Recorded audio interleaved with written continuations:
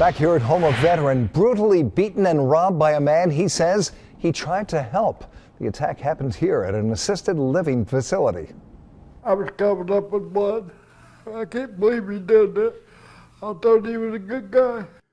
Natasha Williams spoke with the victim, who says despite all this, he hopes his attacker gets help, turning his life around. It's a story you'll see only on Fox 45.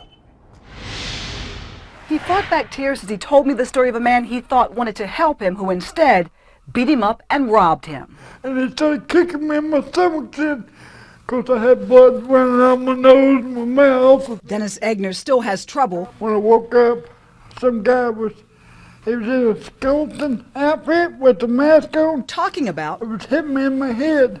the brutal beating he says is at the hands of a man he trusted. I started hollering for him and said, "Please, Eddie, don't hit me no more." And he said, "I'm going to kill you." And said, "Hit me with a gun." The 60-year-old Vietnam vet says this is the man he trusted, Edward Combs. He says he even gave him keys to get his home ready when he left rehab at the widow's home in East Dayton. I can't believe he done this because, I'd hired him a couple of weeks before that to cut my grass in my house because I could go home someday. And he come down here and I paid him. And then come back and rob me. Egnor says he made the mistake of letting Combs see a wad of cash he had taken out of his account to repair his water pipes at his home, and as the suspect repeatedly punched him, all he could think about was his granddaughter, who had been murdered 2 years ago. I thought, maybe that's way God will let me see my granddaughter again.